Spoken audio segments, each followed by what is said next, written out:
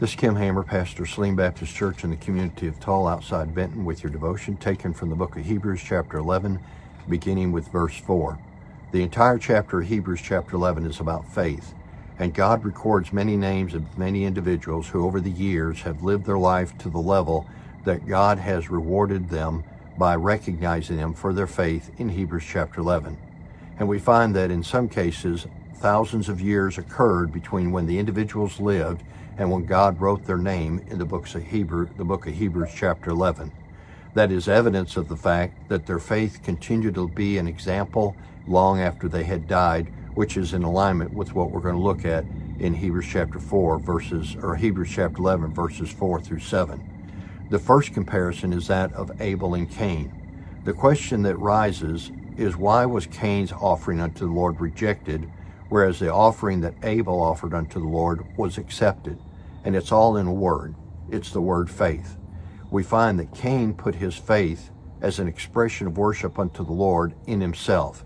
He set the boundaries of his own human limitations as far as the best that he had to offer unto God, and it was rejected by God because it had human limitations placed upon it.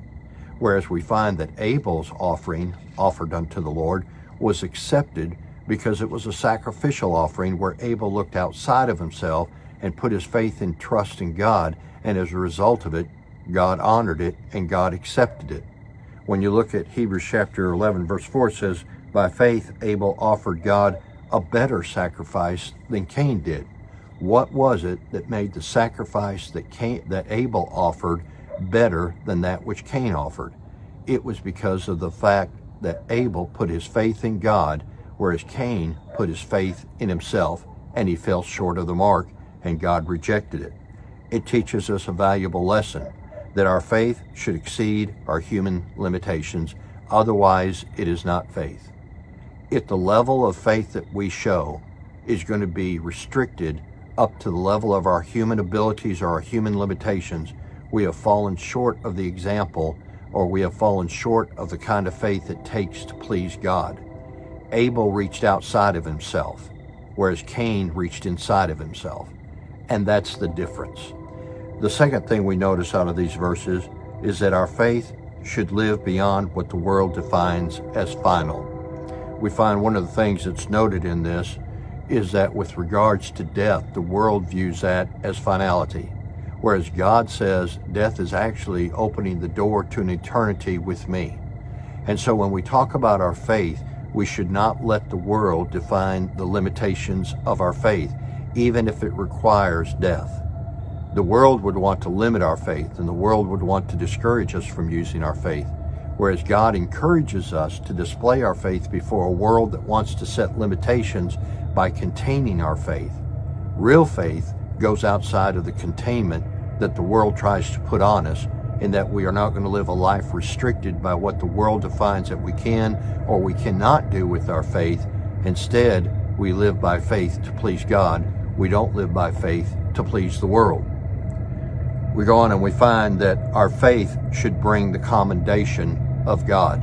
In other words, our faith should rise to the level that God commends us for what we have done with our faith, just like he did with Abel and just like what he did with Enoch, as referenced in verse 5 and 6.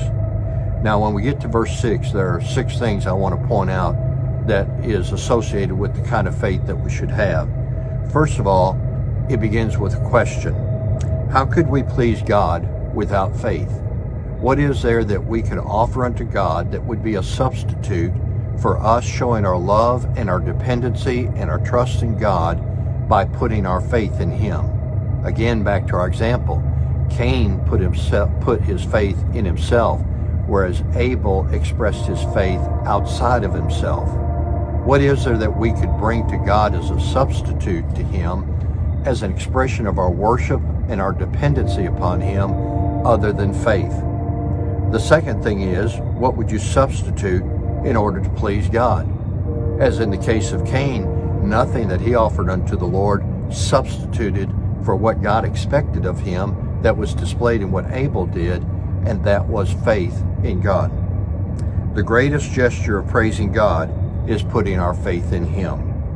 No one is the exception, because the Bible says in these verses that no one, because the only way that anyone can express a true act of worship to God is going to be through faith, and no one is the exception to that rule. Faith is evidenced by displaying a show of belief in God. Who is it that we display a show of belief to?